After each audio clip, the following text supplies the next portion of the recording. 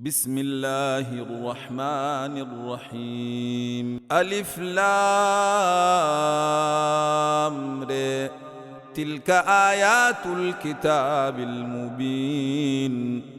إنا أنزلناه قرآنا عربيا لعلكم تعقلون. نحن نقص عليك أحسن القصص بما أوحينا إليك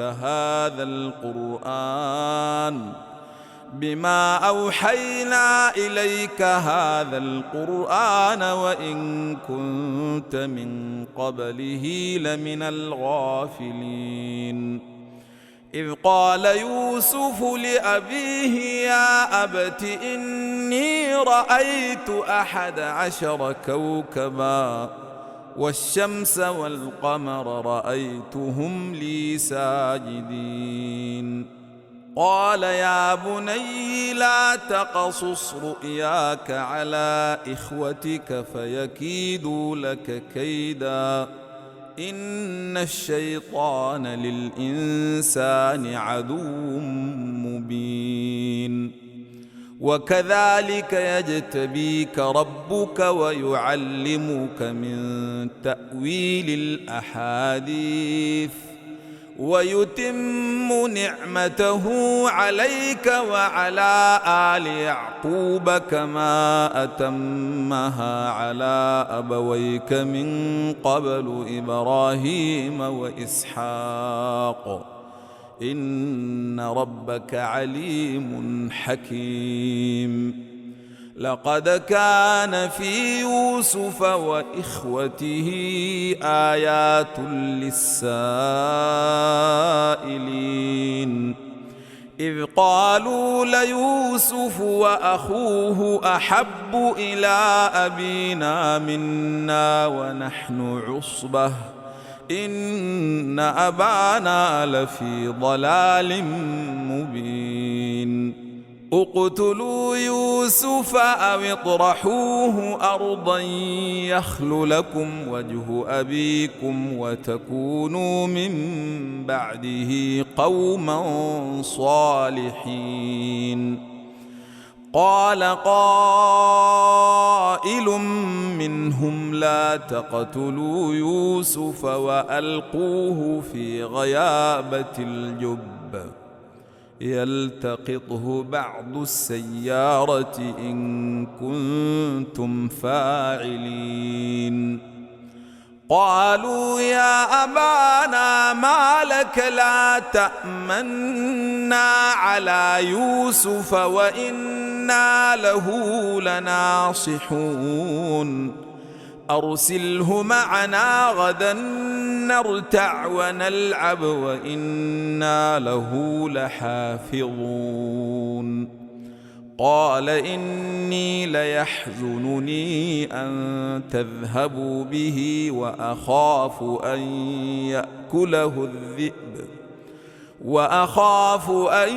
يأكله الذئب وأنتم عنه غافلون. قالوا لئن أكله الذئب ونحن عصبة إنا إذا لخاسرون. فلما ذهبوا به وأجمعوا أن يجعلوه في غيابة الجب وأوحينا إليه لتنبئنهم بأمرهم هذا وهم لا يشعرون. وجاءوا أباهم عشاء يبكون. قالوا يا أبانا إنا ذهبنا نستبق وتركنا يوسف عند متاعنا فأكله الذئب وما أنت بمؤمن لنا ولو كنا صادقين. وجاءوا على قميصه بدم كذب قال بل سولت لكم أنفسكم أمرا فصبر جميل والله المستعان على ما تصفون. وجاء السيارة فأرسلوا واردهم فأدلى دلوه قال يا بشرى هذا غلام وأسروه بضاعة والله عليم بما يعملون. وشروه بثمن بخس دراهم معدودة وكانوا فيه من الزاهدين. وقال الذي اشتريه من مصر لامرأته أكرمي مثواه عسى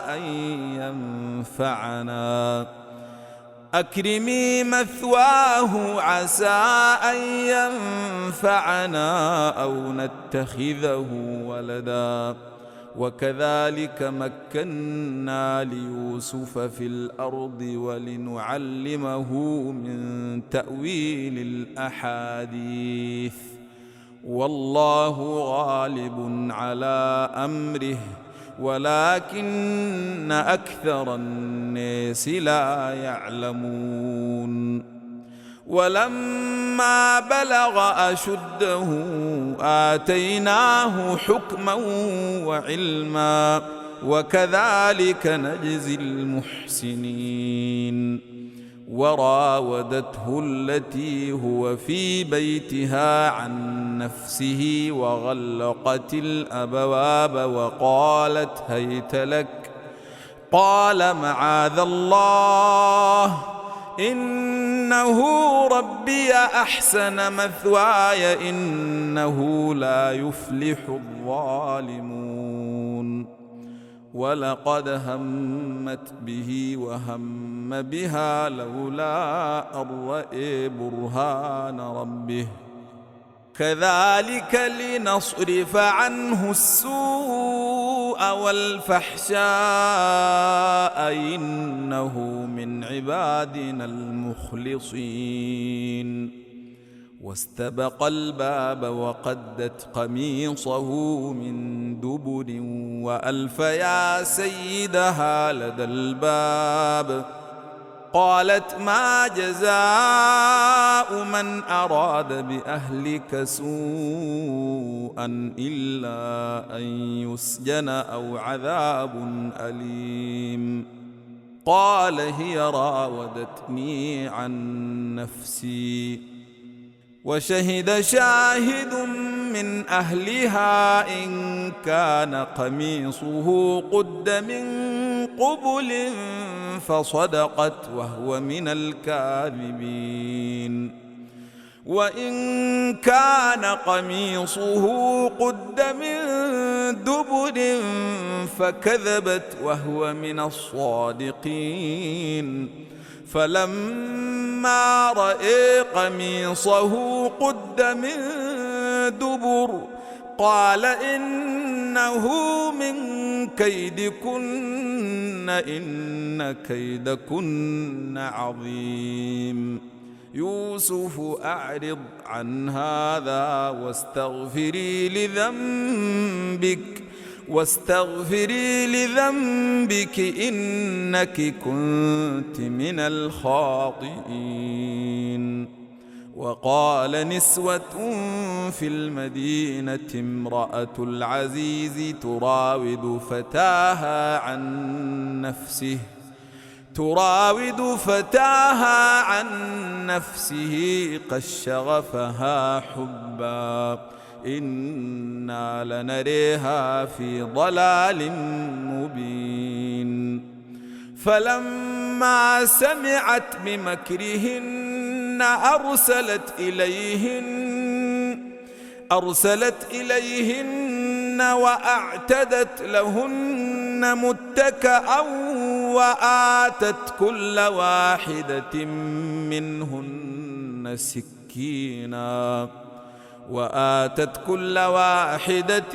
منهن سكينا وقالت اخرج عليهن فلما رأينه أكبرنه وقطعن أيديهن وقلن حاشا لله ما هذا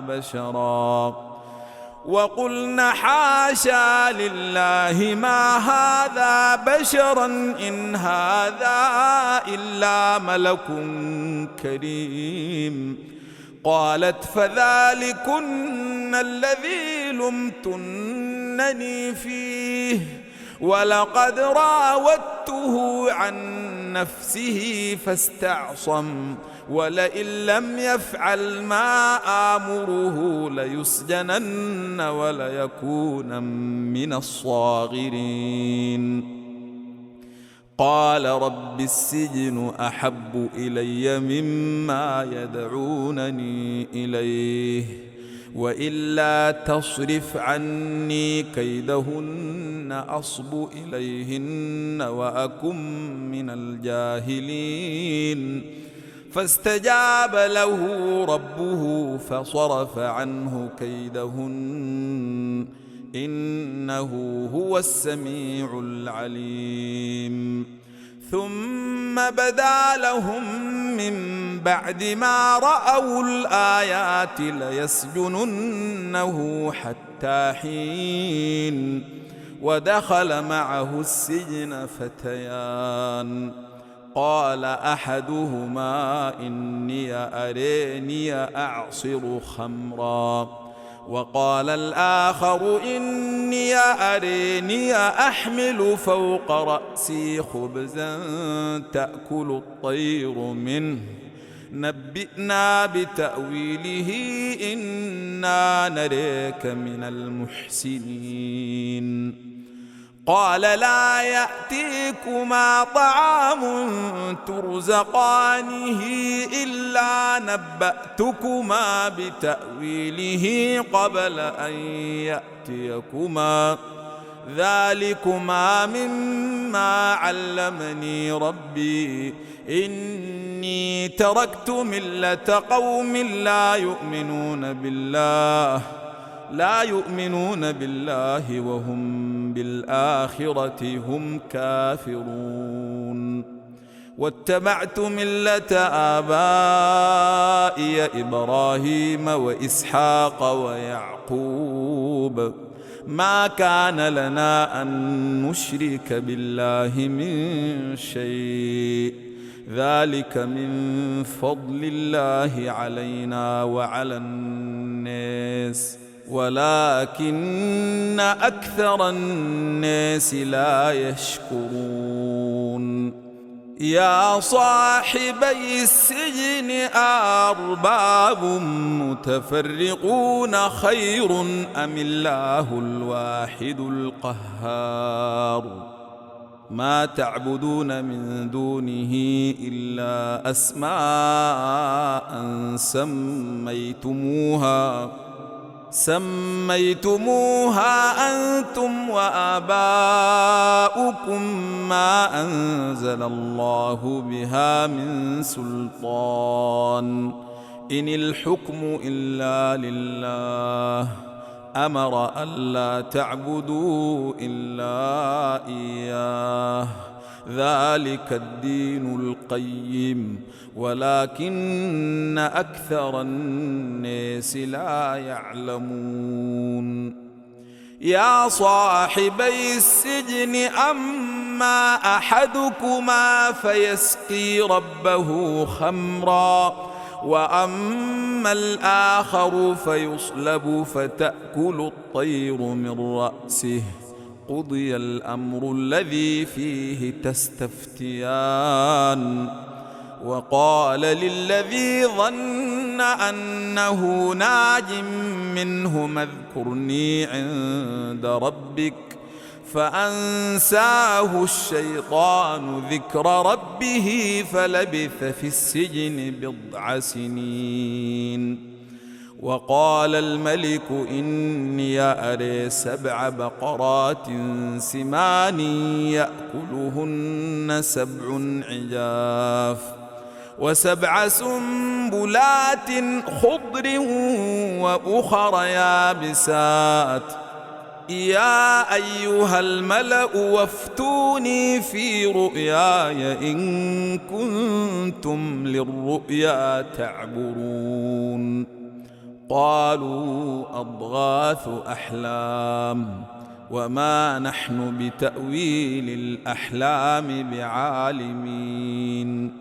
وقال الذي نجا منهما وادكر بعد أمة أنا أنبئكم بتأويله فأرسلون.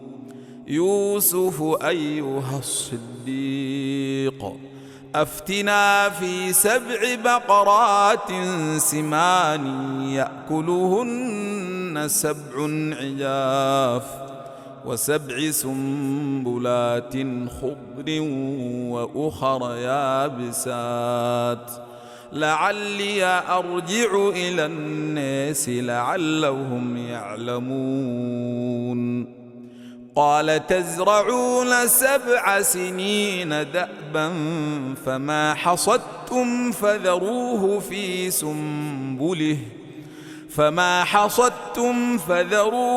في سنبله إلا قليلا مما تأكلون.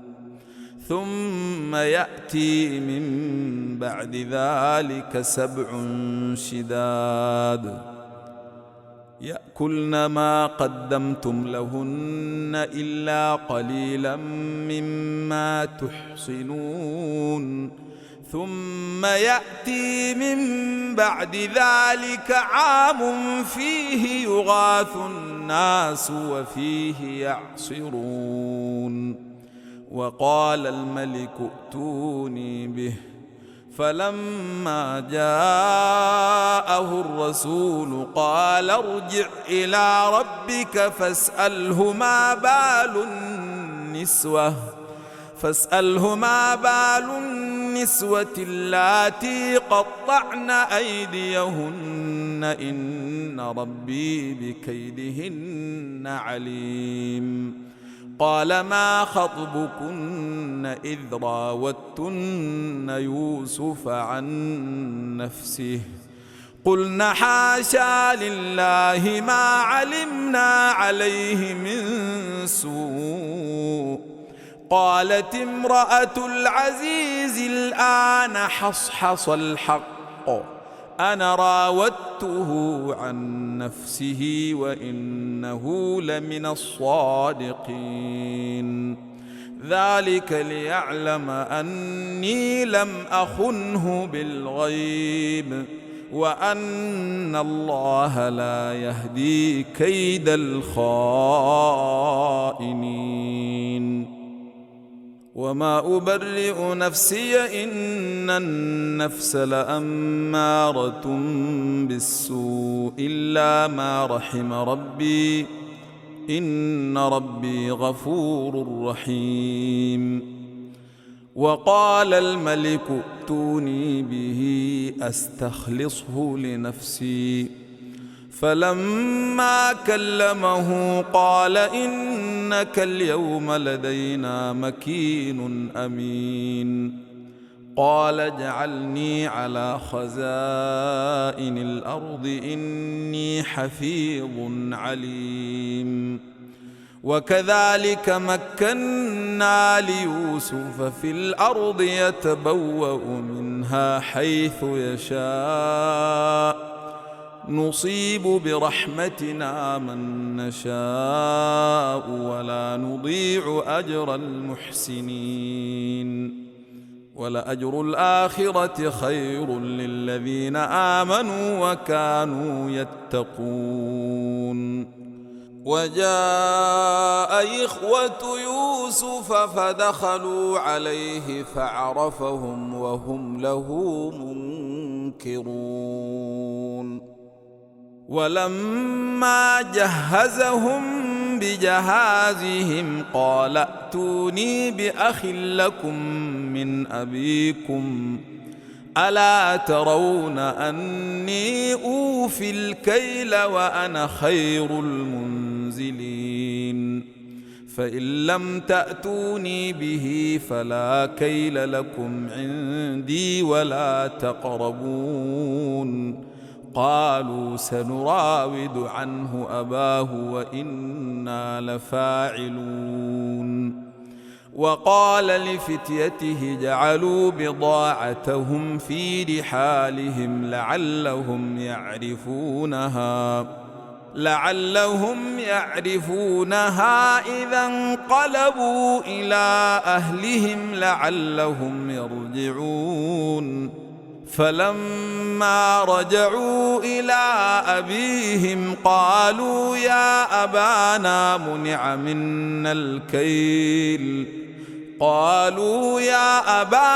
منع منا الكيل فأرسل معنا أخانا نكتل وإنا له لحافظون. قال هل آمنكم عليه إلا كما أمنتكم على أخيه من قبل فالله خير حفظا وهو أرحم الراحمين. ولما فتحوا متاعهم وجدوا بضاعتهم ردت إليهم قالوا يا أبانا ما نبغي هذه بضاعتنا ردت إلينا ونمير أهلنا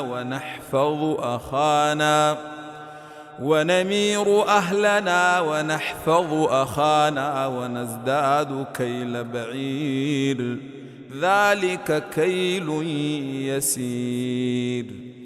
قال لن أرسله معكم حتى تؤتوني موثقا من الله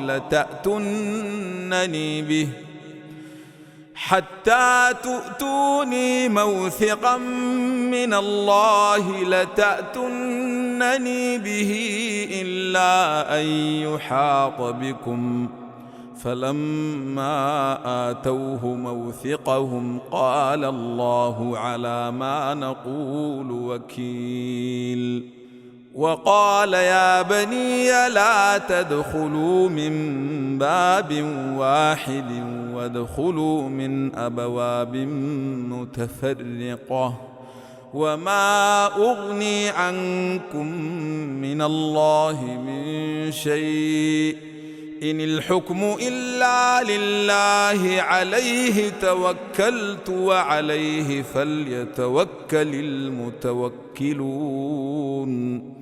ولما دخلوا من حيث أمرهم أبوهم ما كان يغني عنهم من الله من شيء إلا حاجة في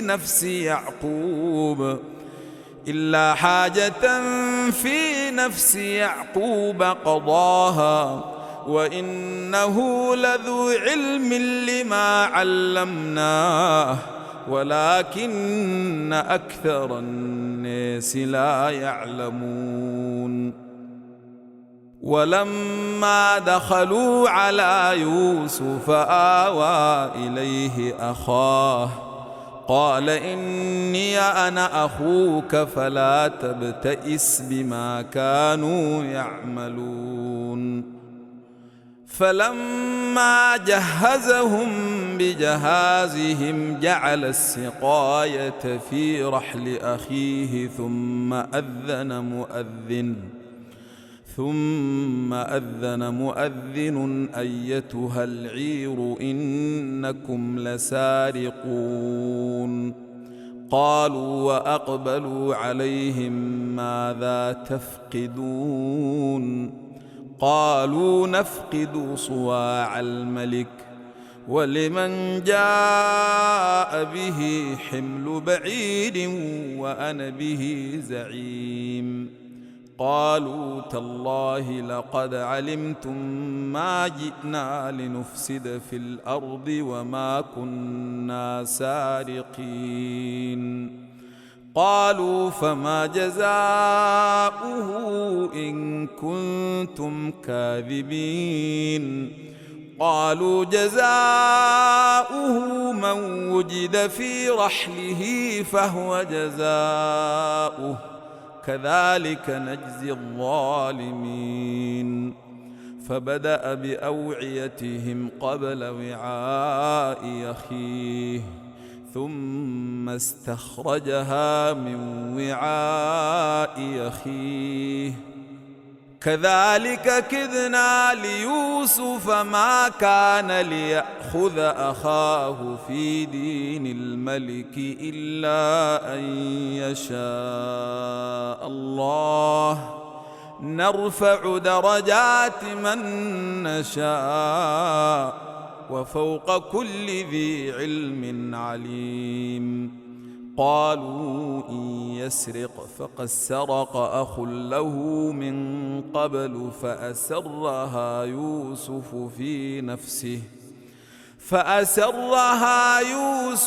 في نفسه ولم يبدها لهم قال أنتم شر مكانا والله أعلم بما تصفون. قالوا يا أيها العزيز إن له أبا شيخا كبيرا فخذ أحدنا مكانه إنا نريك من المحسنين. قال معاذ الله أن نأخذ إلا من وجدنا متاعنا عنده إنا إذا لظالمون. فلما استيئسوا منه خلصوا نجيا قال كبيرهم ألم تعلموا أن أباكم قد أخذ عليكم موثقا من الله ألم تعلموا أن أباكم قد أخذ عليكم موثقا من الله ومن قبل ما فرطتم في يوسف فلن أبرح الأرض حتى يأذن لي أبي أو يحكم الله لي وهو خير الحاكمين. ارجعوا إلى أبيكم فقولوا يا أبانا إن ابنك سرق وما شهدنا إلا بما علمنا وما كنا للغيب حافظين. واسأل القرية التي كنا فيها والعير التي أقبلنا فيها وإنا لصادقون. قال بل سولت لكم أنفسكم أمرا فصبر جميل عسى الله أن يأتيني بهم جميعا إنه هو العليم الحكيم. وتولى عنهم وقال يا أسفا على يوسف وابيضت عيناه من الحزن فهو كظيم. قالوا تالله تفتأ تذكر يوسف حتى تكون حرضا قالوا تالله تفتأ تذكر يوسف حتى تكون حرضا أو تكون من الهالكين. قال إنما أشكو بثي وحزني إلى الله وأعلم من الله ما لا تعلمون. يا بني يذهبوا فتحسسوا من يوسف وأخيه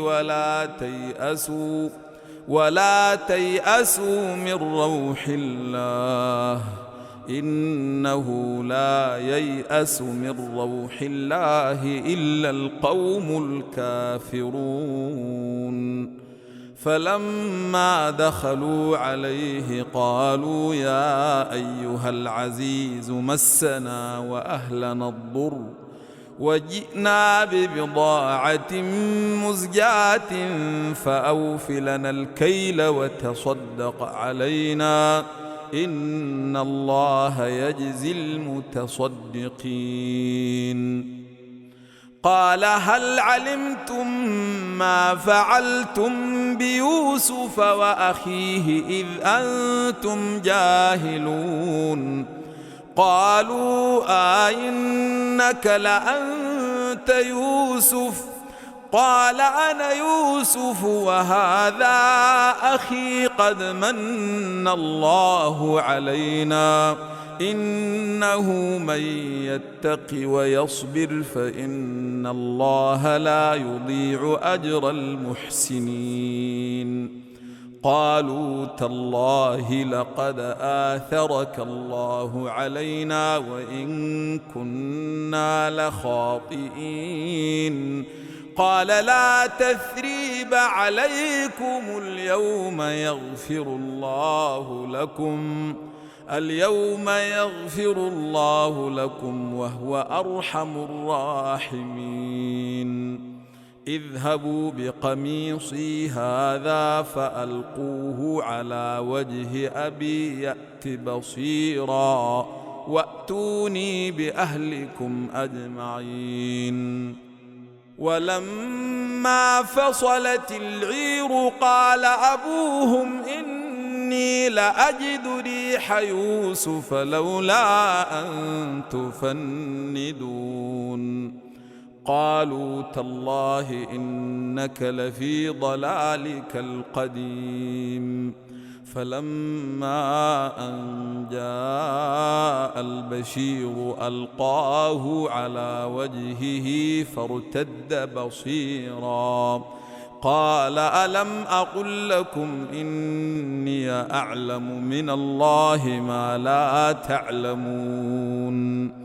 قالوا يا أبانا استغفر لنا ذنوبنا إنا كنا خاطئين. قال سوف أستغفر لكم ربي إنه هو الغفور الرحيم. فلما دخلوا على يوسف آوى إليه أبويه وقال ادخلوا مصر إن شاء الله آمنين. ورفع أبويه على العرش وخروا له سجدا وقال يا أبت هذا تأويل رؤياي من قبل قد جعلها ربي حقا وقد أحسن بي إذ أخرجني من السجن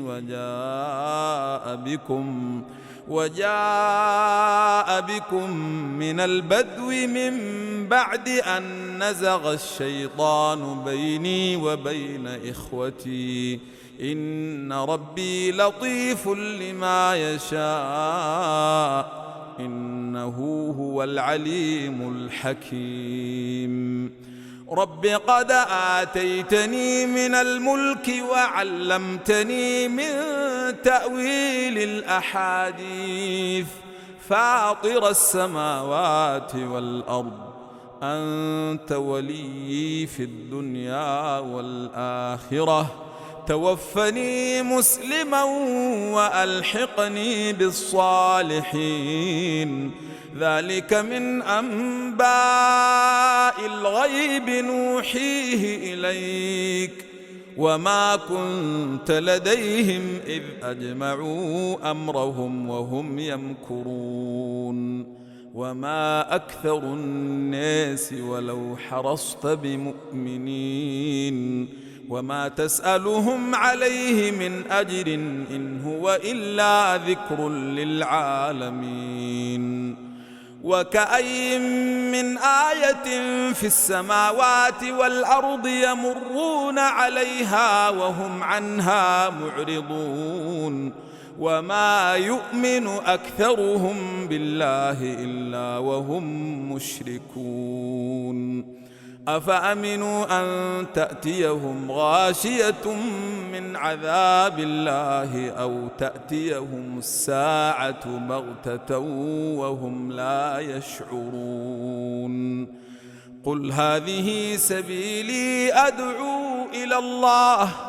أدعو إلى الله على بصيرة أنا ومن اتبعني وسبحان الله وما أنا من المشركين وما أرسلنا من قبلك إلا رجالا يوحى إليهم من أهل القرى أفلم يسيروا في الأرض فينظروا كيف كان عاقبة الذين من قبلهم ولدار الآخرة خير للذين اتقوا أفلا يعقلون حتى إذا استيأس الرسل وظنوا أنهم قد كذبوا جاءهم نصرنا فننجي من نشاء ولا يرد بأسنا عن القوم المجرمين لقد كان في قصصهم عبرة لأولي الألباب ما كان حديثا يفترى ولكن تصديق الذي بين يديه وتفصيل كل شيء وهدى ورحمة لقوم يؤمنون.